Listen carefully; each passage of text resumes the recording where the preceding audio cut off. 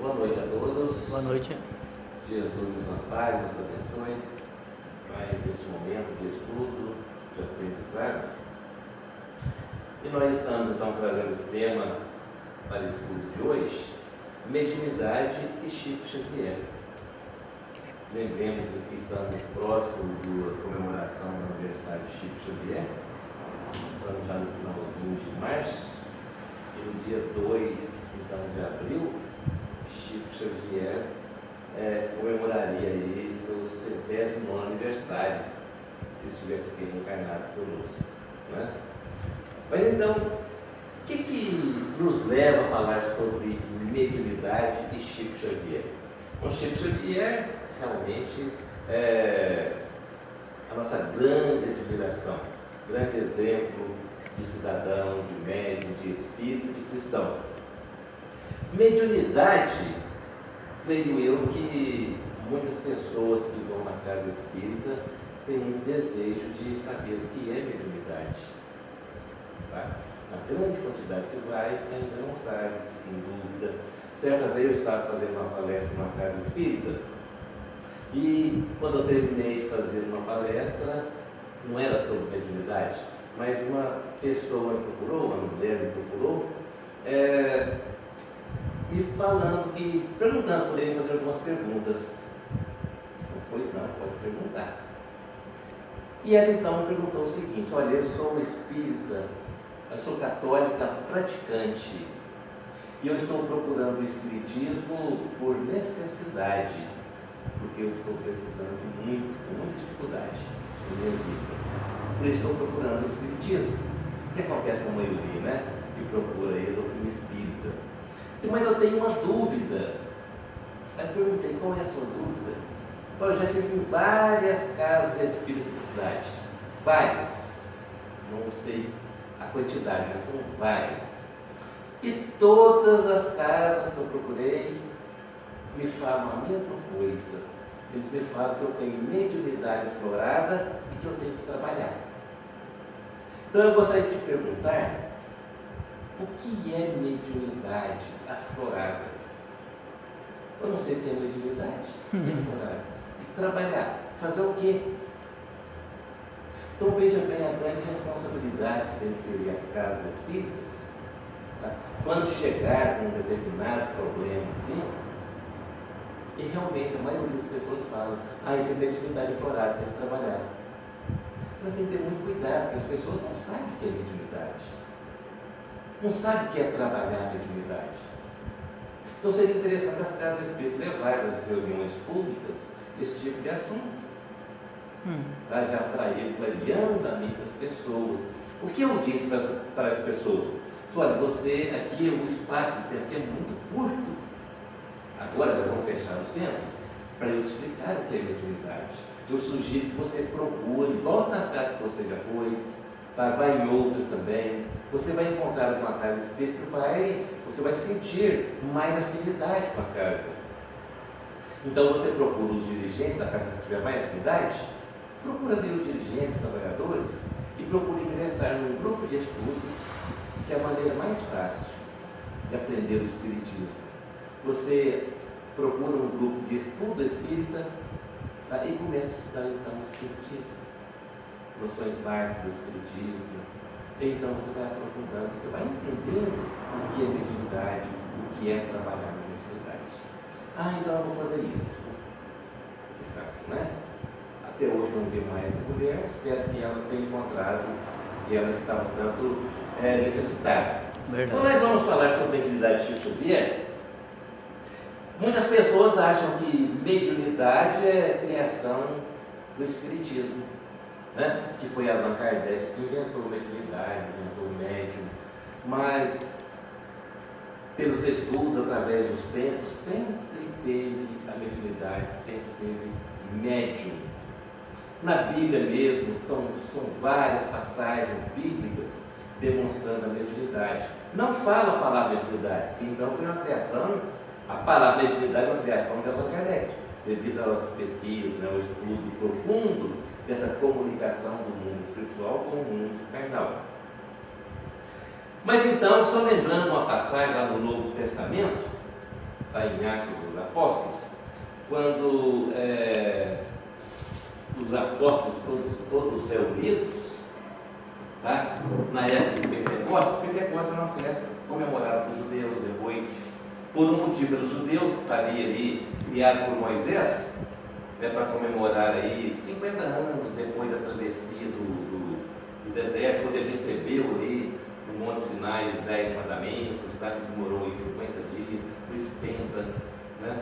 Aí então, depois os cristãos, também os católicos cristãos, criaram aí depois da Páscoa, era outra festa também de colheita, depois da Páscoa, depois da ascensão de Jesus, né, que depois que ele foi sepultado, então daí 3 dias ressuscitou, então se contaram os 50 dias, tá, que está a data do Pentecostes. Tá? Mas não vou entrar nesse detalhe, não, porque senão não é o objetivo que nossa palestra hoje. Ok? Mas lá no Atos dos Apóstolos é colocado lá sobre esse acontecimento que teve. Está no livro de Pentecostes, então, as pessoas reunidas em Jerusalém para essa festa. E quando tem essas grandes festas, principalmente países pequenos, né, vai gente de várias partes de outros países também. Ele era da Macedônia na época, da Síria, né, Egito, tantos outros países ali em volta. Então iam para essa festa em Jerusalém. Cada país tem o que de diferente? Língua diferente. Línguas diferentes. Tá? Então ali naquelas festas, várias pessoas encarnadas, mas cada um com idiomas diferentes. Tá certo? Então, mas como os apóstolos estavam reunidos lá, inclusive mãe de Jesus também estava, os espíritos superiores utilizaram esse grande fenômeno da mediunidade. Tá? Então, falar que desceu então, grande foco, os línguas de fogo, né? Citado lá, os comentários, línguas de fogo vindos do céu, e com estrondos, com barulho, ou seja, isso aí é o que? Mediunidade de efeitos físicos, utilizados pelos espíritos superiores. Tá? Para que eles utilizaram então esse facho de luz, esses estrondos? Para que as pessoas, nós ainda somos muito curiosos, né? As pessoas que estavam dispersas, o que está acontecendo naquele local? E para lá então partiam. E se impressionar também, Para se impressionar, não. De onde é que está vindo, para onde é que está indo, o que está acontecendo lá. Então teve aquela aglomeração de pessoas. Chegando perto lá, os apóstolos, cada um pregando o Evangelho de Jesus num idioma diferente. Eram semi-analfabetos, né? E cada um falava o ensinamento de Jesus num idioma diferente. De modo que cada pessoa que estava ali estava entendendo perfeitamente. Tá? Para que isso? Para que eles utilizaram isso?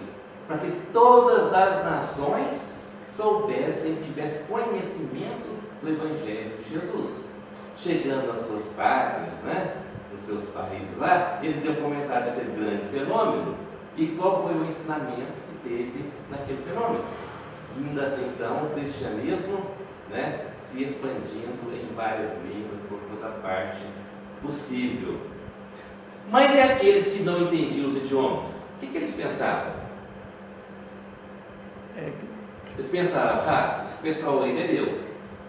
Não é isso? O pessoal aí bebeu, eles estão bêbados, nem sabem o que está falando.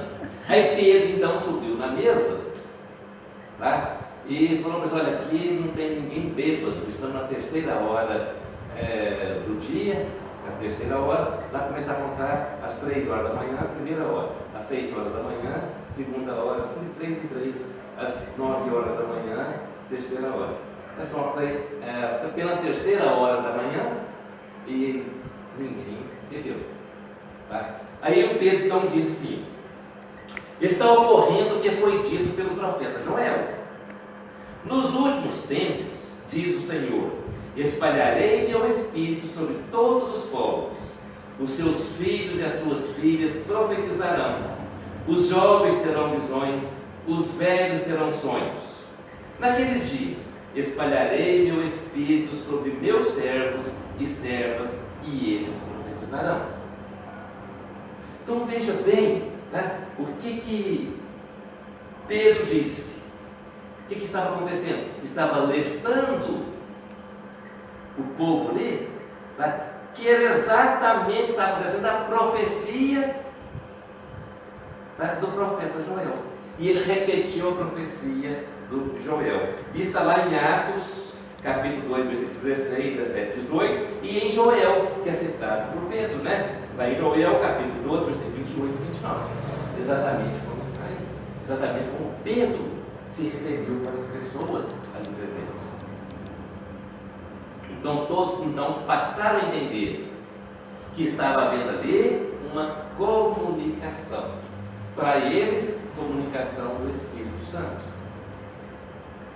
Na verdade, dos Espíritos Santos, né? Dos Espíritos superiores. Sim, sim.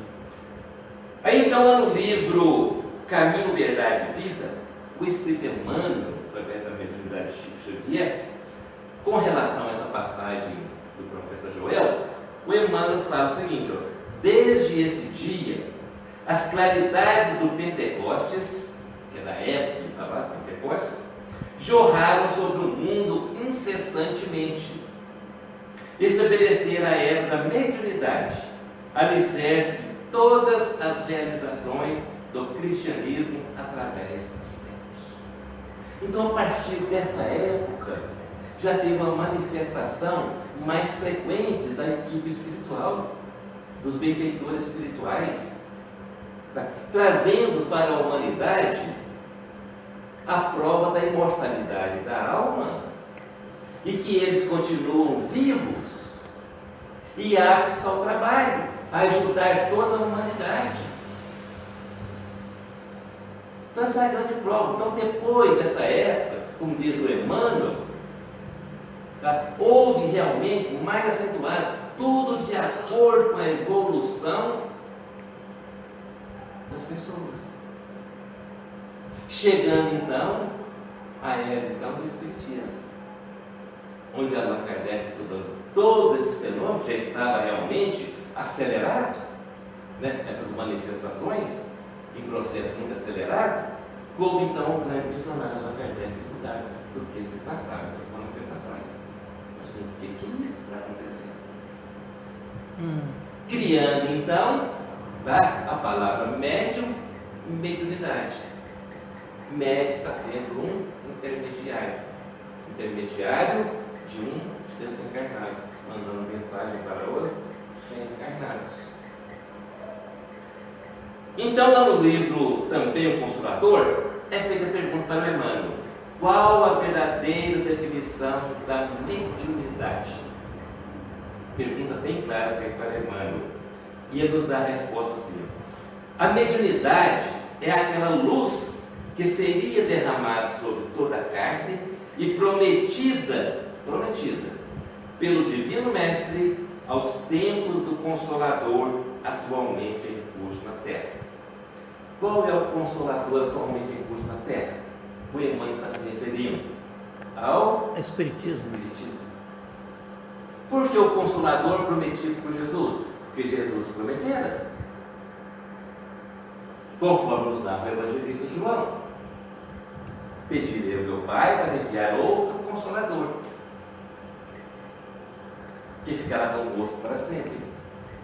Mas não era de imediato. Aquele Consolador que ele ia pedir ao Pai não viria de imediato. Era necessário então as pessoas evoluírem um pouco mais, entenderem um pouco mais. Porque Jesus já veio comprovando a imortalidade da alma e também dessa comunicação. Então é necessário um estudo mais profundo. E estamos na era que estamos na era da parceria. Podemos chamar isso de parceria. Não é isso? Os espíritos precisam executar. Eles precisam de ferramentas. Porque estão vivos. Quando nós desencarnamos, nós não vamos ficar paralisados. Ficaremos vivos.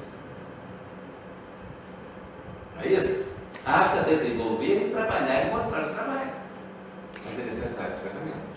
E isso é tão interessante, né, Vicente? Está lá, né? Jesus diz, né? Se não me engano é Jesus mesmo, né? Diz, Deus não é Deus de mortos, mas de vivos, né? É fato, né? Exatamente. Né? A missão mediúnica, se tem os seus percalços e as suas lutas dolorosas, é também uma das mais belas oportunidades de progresso e de redenção concedidas por Deus aos seus filhos misérios. Então essa colocação do Emmanuel nos fala aqui, nos leva a uma grande reflexão. Tá? Missão mediúnica, se tem os seus percalços e as suas lutas dolorosas, olha, tem entraves. A pessoa que vem com essa missão de trabalhar em parceria com o desencarnado, ele vai ter obstáculos? Vai ter muito obstáculo. Não vai ter uma vida fácil. Assim como os espíritos também que vão trabalhar, também não vão ter vida fácil não. Eles vão elaborar o trabalho, é necessário ter um médico confiante, para ter aquela assimilação fluídica. Então é muito trabalho nesse conjunto, nessa parceria, né? Então se tem os seus percalços e as suas lutas dolorosas, por que lutas dolorosas? É porque o médico tem que estar consciente da sua reforma íntima, da sua transformação. E não existe lutas mais dolorosas que a luta conosco mesmo. A maior luta, mais dolorosa nossa, é com a luta com as nossas imperfeições, com a nossa transformação moral. Porque nós vamos debater com aquilo que nós não admitimos que nós temos.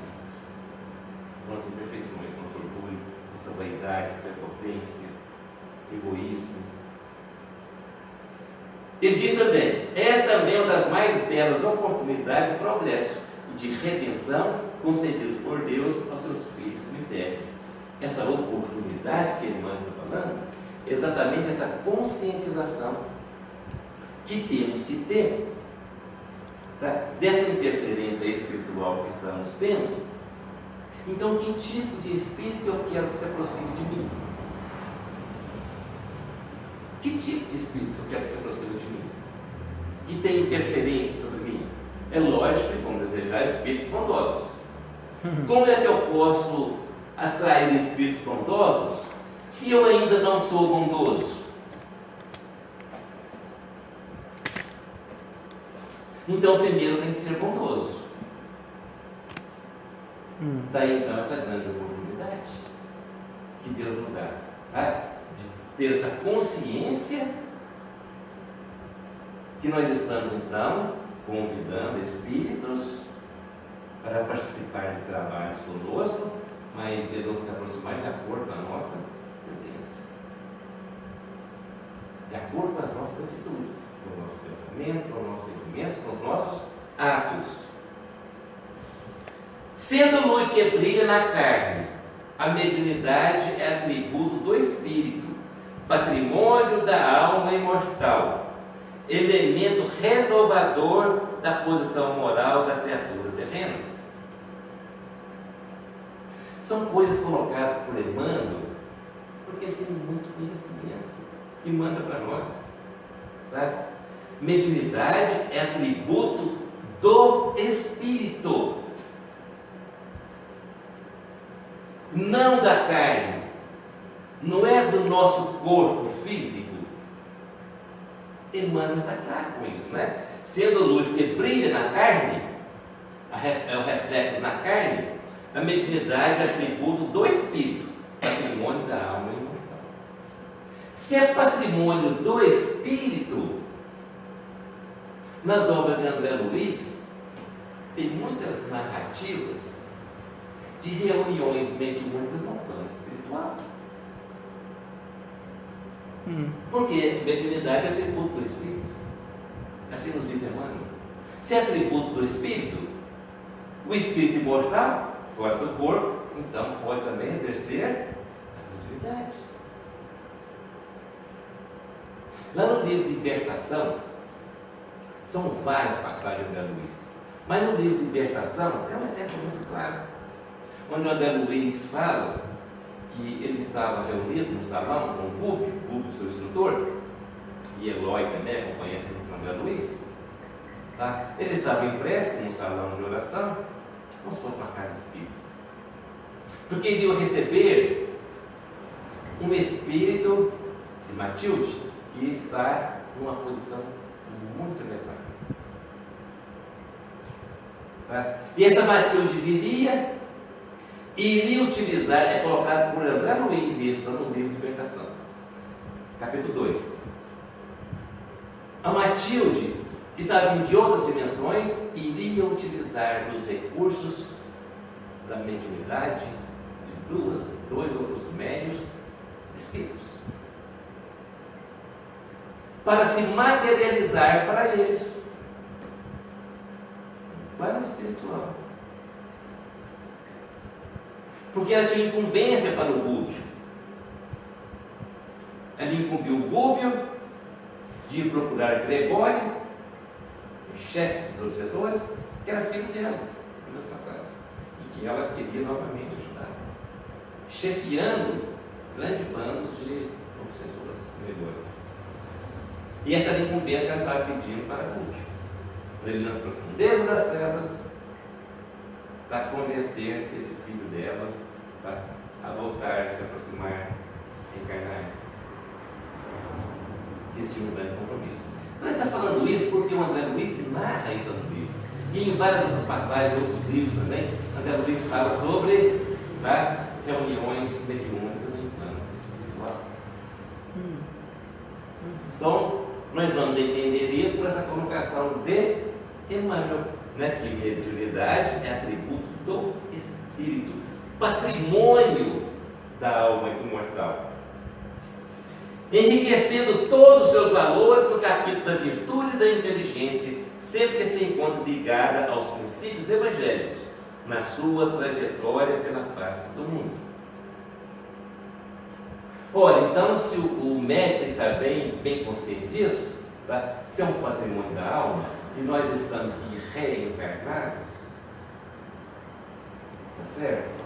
No entanto, servindo de intermediário para outros espíritos, nós temos a obrigação, o dever de fazer a nossa reforma íntima.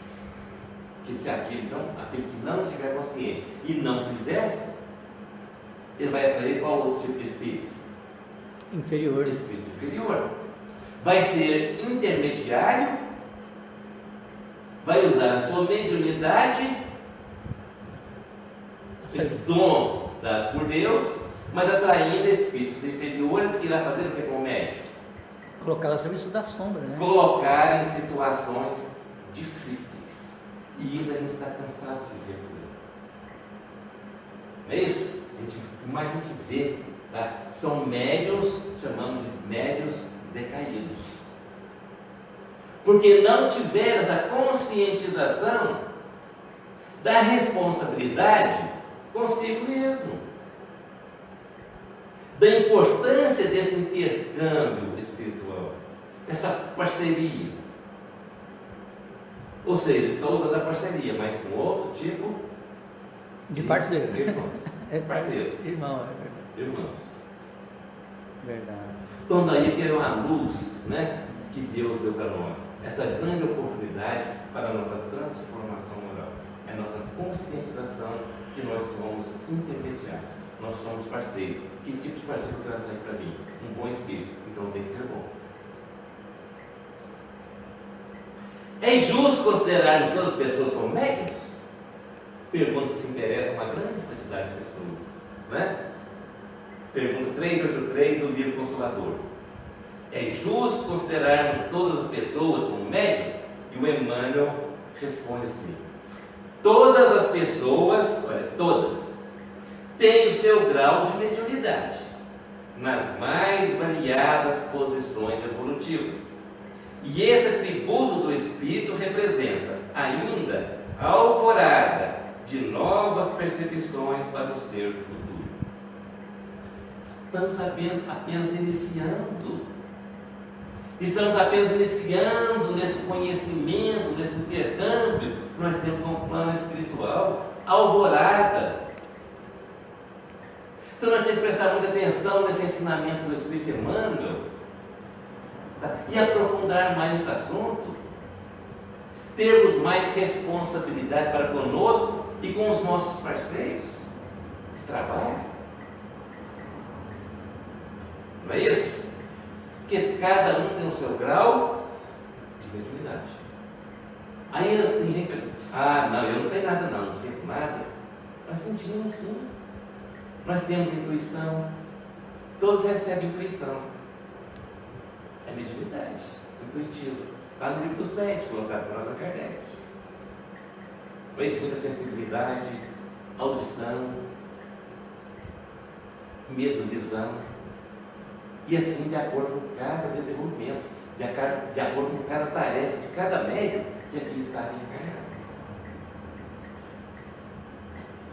Qual a maior necessidade do médium? São perguntas interessantíssimas, né? Feitas para o humano. Tá? Qual a maior necessidade do médium? Então, qual que é a nossa maior necessidade? Ele também responde: a primeira necessidade do médium é evangelizar-se a si mesmo antes de se entregar às grandes tarefas doutrinárias. A primeira necessidade, tá? O que eu preciso melhorar? Como está o meu comportamento? Como eu estou agindo de acordo com os ensinamentos de Jesus? O que eu posso fazer para as pessoas em nome de Jesus? Para usar a mediunidade com Jesus? Então são várias perguntas a ser feitas para nós mesmos, tá? Para que nós possamos então ir nos transformando, tá? Como um verdadeiro cristão. Verdade, né? Pode contar o médium de maneira absoluta com os seus guias espirituais, dispensando os estudos? Achei tão bacana essa sequência de perguntas, Heitor Emmanuel, perguntas simples, claras, com respostas também claríssimas para nós. Pode contar o médium de maneira absoluta com seus guias espirituais, dispensando os estudos? Eu sou espírita, eu já sei o nome do meu guia espiritual, é o fulano de tal, já se apresentou para mim,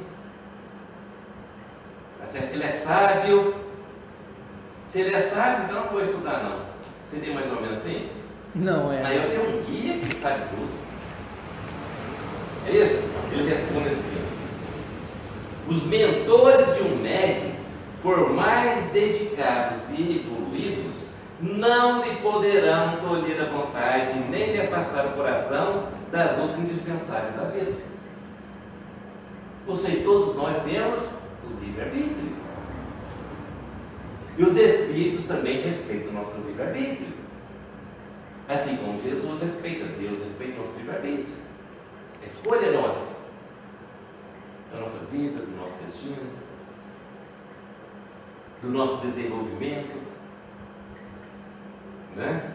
E eles continuam assim, ó. O médium tem obrigação de estudar muito, observar intensamente e trabalhar em todos os instantes pela sua iluminação. Estudar muito, observar intensamente e trabalhar em todos os instantes pela sua iluminação. Trabalhar constantemente pela nossa iluminação, pela nossa transformação moral, pela nossa renovação. Constantemente. O Emmanuel está dizendo de vez em quando, uma vez por semana, né? Constantemente. 24 horas. Somente desse modo poderá habilitar-se para o desempenho de tarefa que foi confiada, cooperando eficazmente com os espíritos sinceros e devotados ao bem e à verdade. Somente desta maneira vamos atrair os bons espíritos para trabalhar conosco. Estudando, trabalhando no bem, pensando sempre no próximo, o que eu posso fazer de bem para o próximo, pensar mais no outro do que em nós. Somente assim nós vamos então atraindo esses benfeitores para junto de nós. Quando o médium se evidencia no serviço do bem, pela boa vontade, pelo estudo e pela compreensão das responsabilidades que se encontra investido, recebe apoio mais imediato de amigo espiritual, experiente e sábio, que passa a guiar-lhe a peregrinação na terra, governando-lhe as forças. E se o André Luiz nos fala lá no livro Os Domínios da Mediunidade, capítulo 16. Tá? O título do capítulo é Mandato Mediúnico. Que o André Luiz também vem nos dando essa grande lição sobre o nosso comprometimento. Quanto mais o bem nós formos fazendo, nós vamos atraindo esses bons espíritos. E ele coloca assim: ó, um mandato mediúnico reclama ordem, segurança e eficiência. Ora, até o médium chegar no mandato mediúnico, onde muitas pessoas também têm dúvida, mandato mediúnico, o que é isso, mandato mediúnico? É quando o espírito já reencarna com essa grande missão de servir de intérprete para os espíritos. Porque os grandes espíritos têm grande trabalho. Vamos citar um exemplo então do próprio Chico. Mandato mediúnico de Chico. Quem comandava o Chico? Emmanuel. Chico mesmo falava, vou fazer uma pergunta, o Emmanuel estava me falando assim. O Emmanuel pediu para responder assim: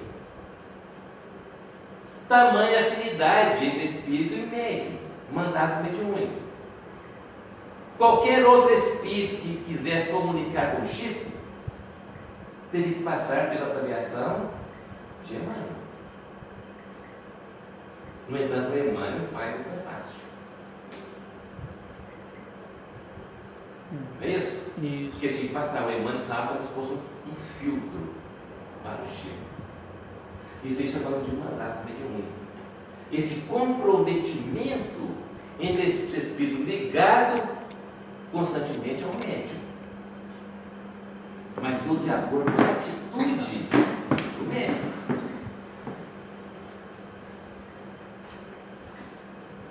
O Emmanuel nos diz: já se disse que 2 asas conduzirão o espírito humano na presença de Deus.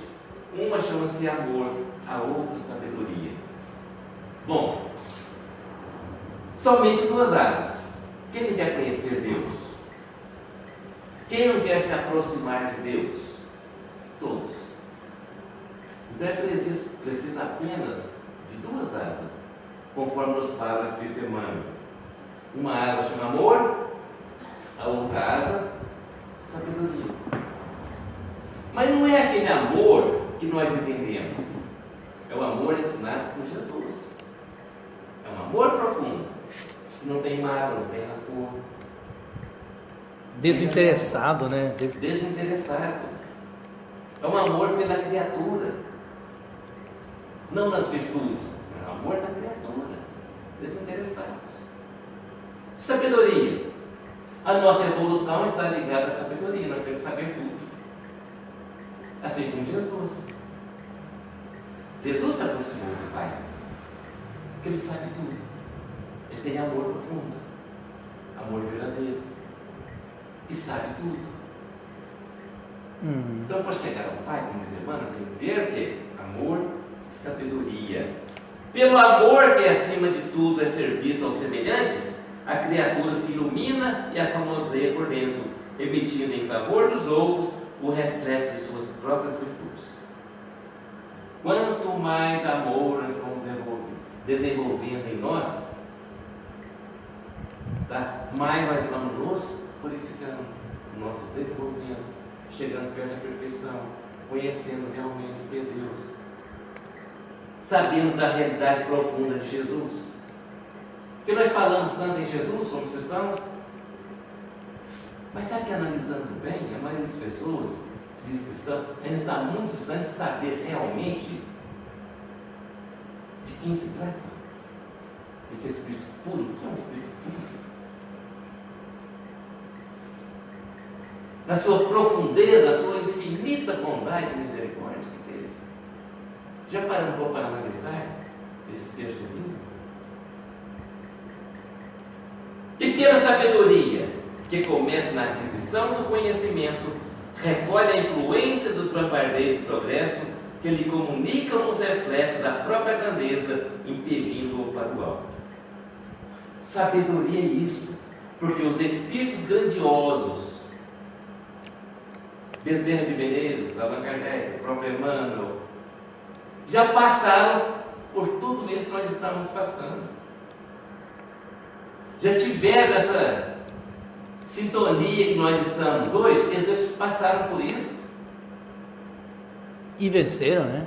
E venceram. Eles subiram, venceram, e agora, através da mediunidade, vem nos ensinar o que nós devemos fazer para vencer também, para crescermos também. Através do amor, valorizamos-nos para a vida. Através da sabedoria, somos pela vida valorizados. Simples assim, como Emmanuel coloca para nós, né? Através do amor, valorizamos-nos para a vida. Através da sabedoria, somos pela vida valorizados. Essa é a nossa corrida. Esse é o nosso objetivo. Nós temos que esforçar, não é isso? Para atingir. Vamos falar um pouquinho de Chico, que o tema nos fala, né? Mediunidade de Chico Xavier. Todos sabem já do que vamos falar aqui, mas sempre é tão bom falar, não deixar passar esquecido Chico Xavier, Allan Kardec, Jesus. Tá? Esse grande médium, um dos homens mais sublimes que eu tive, que além de Jesus, para mim, uma das pessoas que mais seguiu o Evangelho de Jesus. Chico seguiu o Evangelho de Jesus. Foi um grande exemplo também para a humanidade. Tamanha humildade, tamanha sabedoria desse espírito, que eu admiro profundamente. Nasceu em Pedro Leopoldo, Minas Gerais, no dia 2 de abril de 1910. Desde os 5 anos de idade, o menino Chico teve a sua vida assinalada por singulares manifestações. Conversava com a mãezinha desencarnada, ouvia vozes confortadoras. Ora, sabemos que o Chico ficou sem mãe em tenra idade, seus 4, 5 anos.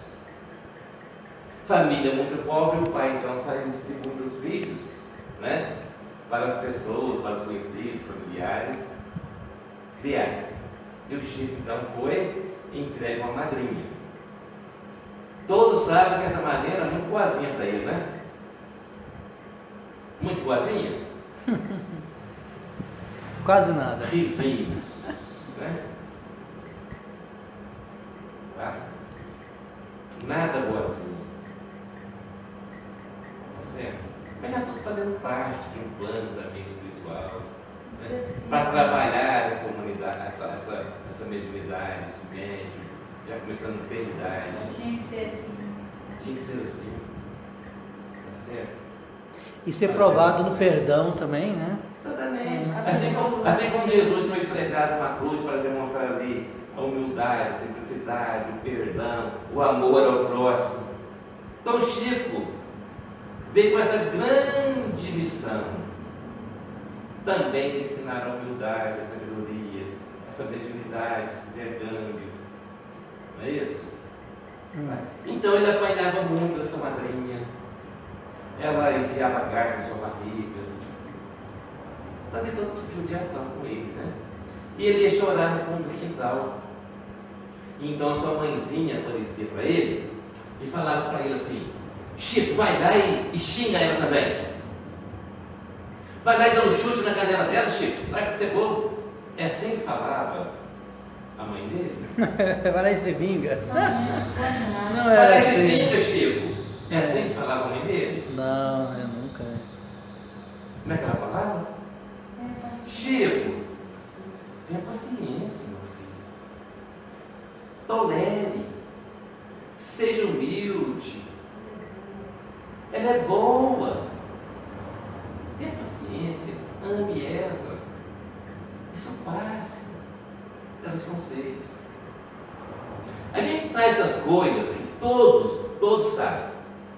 Né? Todo mundo espírita, estuda Chico, sabe? Mas a gente faz isso aqui, e eu gosto sempre de comentar, de tirar proveito das coisas. Quantas vezes já ouvimos muitos familiares, pais, de filho que apanha na escola, apanha do outro, chega e fala para os pais, e os pais falam para os filhos: bate também. Se amanhã você chegar falando que apanhou aqui e você não bateu, você vai levar uma surra de mim também. São 2 surras, lá na escola e aqui também. Tem muitos pais que fazem isso. Então eu gosto de passar essas passagens simples para que a gente possa tirar proveito. O porquê os pais que estão assistindo, por que os pais que leem sobre Chico, leem e meditam? O porquê não fazer o mesmo que fazia a mãe do Chico, desencarnada através da mediunidade, aparecendo para ele e dando esses belíssimos conselhos para ele? Serve de exemplo para os pais aqui reencarnados, que fica ensinando revolta, revide, vingança para os seus filhos. Por isso estamos vivendo nesse mundo aí, como se diz, de maluquice, de vinganças, de revolta. Muitas vezes nasce aonde? Em casa. Nos ensinamentos, um simples ensinamento desse dos pais. Simples. Todos sabiam essa passagem, Chico, mas quem que teve essa, sabe? Pensou um pouquinho, olha, precisamos comentar isso com o maior número possível de pessoas. Comentem isso. Quem estiver assistindo, comentem com os familiares, com os amigos, como agia a mãe do Chico, desencarnada, para esse conceito ela passava para o Chico, dos maus tratos que ele recebia. Não precisamos ser espíritas. Não precisamos ser espíritas, mas comentem com as pessoas. Na escola, sentia a presença delas, auxiliando nas tarefas habituais. Até na escola, Chico sentia a presença, via os espíritos querendo ajudar. Quantas vezes também em nossa vida, no nosso dia a dia, nós somos auxiliados por esses benfeitores? É onde Emmanuel diz que todos temos a nosso grau de mediunidade. Porque nós também, todos os dias, nós estamos sendo auxiliados. Todos os dias nós estamos recebendo intuições. Iniciação espírita. Em 7 de maio de 1927, participa de sua primeira reunião espírita. Fundou o Centro Espírita Luiz Gonzaga. Até 1931, recebe muitas poesias e mensagens, várias das quais saíram a público, estampadas à revelia do médium em jornais e revistas, como de autoria de Chico Xavier. Nesse mesmo ano, veio pela primeira vez o Espírito Emmanuel, seu inseparável mentor espiritual. Ora, então passou a juventude, infância e juventude principalmente, recebendo as mensagens. Aí começou então a escrever. Os jornais publicando, assinado embaixo Chico Xavier, Francisco Cândido Xavier. E ele estava até certo ponto, zelando aquilo. As pessoas já procurando o Chico, levando até inclusive presentes para ele. Os próprios familiares: fique, Chico, você, vamos ficar rico, vamos ficar rico. Não é meu. Nada a ver com isso. Né? Emmanuel, nos primórdios da mediunidade de Chico Xavier, deu-lhe 2 orientações básicas para o trabalho que deveria desempenhar. Fora de qualquer uma delas, tudo seria malogrado. Tudo seria perdido. 2 orientações básicas que servem para nós também. Tá? A primeira, eis a primeira: está você realmente disposto a trabalhar na mediunidade com Jesus? Emmanuel perguntando então para Chico. Chico então diz: sim, se os bons espíritos não me abandonarem. Respondeu o médium. Emmanuel diz: não será você desamparado. Disse-lhe Emmanuel: mas para isso é preciso que você trabalhe, estude, se esforce no bem. Essa é a primeira. A primeira recomendação. Fora disso aqui, não teria as parcerias que Chico teve, principalmente com a Emmanuel, né? Trabalhar, estudar e esforçar no bem. Fazer o bem no limite das forças. E para que o Chico trabalhasse, estudasse e esforçasse no bem, tá? E o Senhor acha que eu estou em condições de aceitar o compromisso? Chico ficou, né? Já fez essa pergunta para Emmanuel. Ele disse, tornou o Chico, né? Perfeitamente, desde que você procure respeitar os 3 pontos básicos para o serviço. Porque o protetor, se calasse, o rapaz perguntou: qual é o primeiro? A resposta veio firme: disciplina. E o segundo, disciplina. E o terceiro, disciplina. Ou seja, para estudar, para trabalhar e para fazer maior soma de bem, o Chico tem que ter o quê? Disciplina. Disciplina para estudar, disciplina para trabalhar e disciplina para fazer o bem. Fora disso, Emmanuel, né, sai fora. Emmanuel e outros espíritos bons. Tá certo? Mas são 2 recomendações, aqui é a primeira. E qual foi a outra recomendação? A segunda mais importante orientação de Emmanuel para o médium é assim relembrar. Lembro-me de que num dos primeiros contatos comigo, ele me preveniu que pretendia trabalhar ao meu lado, por tempo longo, mas que eu deveria, acima de tudo, procurar os ensinamentos de Jesus e as lições de Allan Kardec. É a segunda recomendação que Emmanuel fez, né? Procurar os ensinamentos de Jesus. Vocês procurem viver conforme Jesus ensinou. E as lições de Allan Kardec. Ou seja, dentro das recomendações de Allan Kardec. Tá?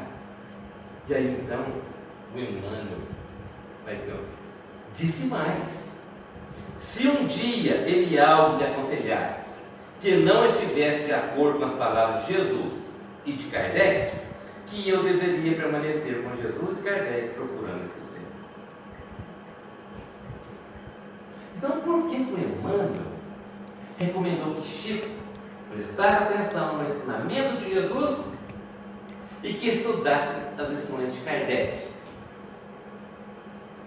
Porque o Chico tinha o dever, a obrigação de saber, tá, sobre os ensinamentos de Jesus e as lições de Kardec. Por quê? Porque o trabalho seria longo.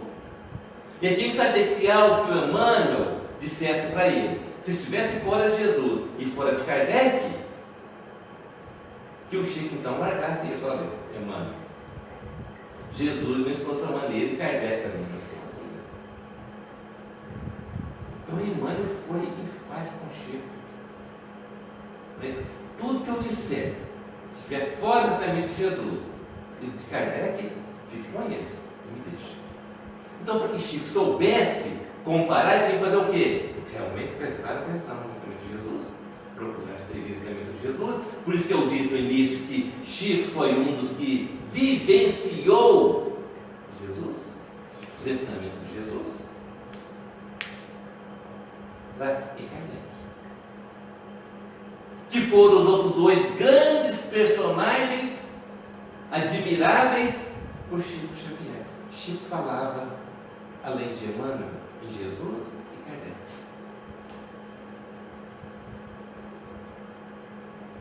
Não é isso que o Chico grande admirava? 70 anos de mediunidade. Em 1997, Chico Xavier completou 70 anos de incessante atividade mediúnica, da maior significação espiritual em prol da humanidade, abrangendo seus mais diversos segmentos. Psicografou mais de 400 obras mediúnicas de centenas de autores espirituais, abarcando os mais diversos e diferentes assuntos, entre poesias, romances, contos, crônicas, história geral e do Brasil, ciência, religião, filosofia, literatura, infantil, etc. Produção literária. Em 1932, a Fé publica seu primeiro livro, o famoso Parnaso Além Túmulo.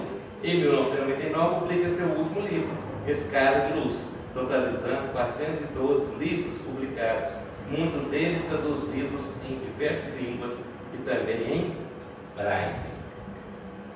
A caridade sempre foi a força que me sustentou. Tudo sempre valeu a pena por causa dela. Palavra de Chico, né? O médio que vive distante da vivência da caridade não possui retaguarda. Sem a caridade, o médio não consegue sustentar o veículo, o vínculo, né, com a sua própria espiritualidade.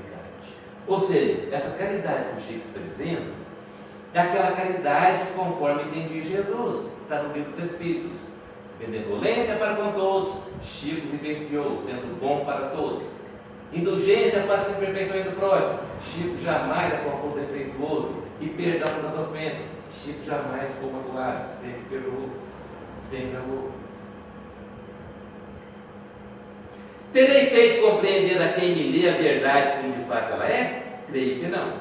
Em alguns despertarei sentimentos de piedade, noutros risinhos ridiculizadores.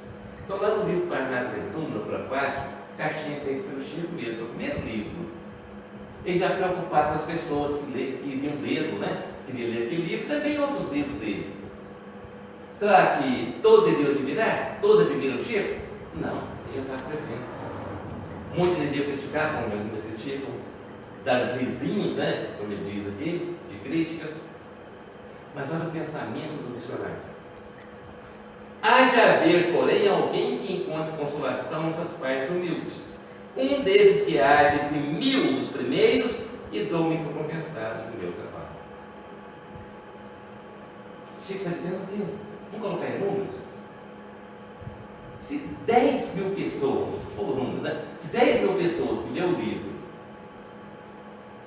9.900 vão criticar, mas um admirou e se transformou moralmente, o Chico está feliz. Conseguiu, né? Pelo menos uma visitantes. Mensagem de Chico Xavier recebida pelo médium Vale da Paixão durante o encerramento do 3º Congresso Espírita Brasileiro em Brasília, no centenário de Chico, né? Lá na FEB, de 18/4/2010. Chico, a mensagem é bem grande, separou alguns parágrafos só. Meus queridos irmãos e distintas irmãs de nosso ideal com Jesus, o cisto que lhes fala neste instante, ainda e por muito tempo, necessita das preces amorosas e amigas de todos vocês.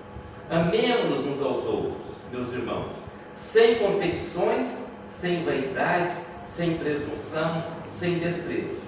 Obrigado, meus amigos tão queridos. A homenagem dos corações segue para Jesus, do menor servidor e amigo de todos, Chico Xavier. Quem puder no YouTube buscar isso aí, a mensagem é grande, né? Você separou esse trechinho para demonstrar aí a humildade desse ser humano que esteve entre nós. Tá certo? Demonstrando o caminho também que nós devemos seguir aí na mediunidade com Jesus. Muita paz, muito obrigado, que Jesus nos ampare e nos abençoe hoje e sempre. Que assim seja. Obrigado a você. Muito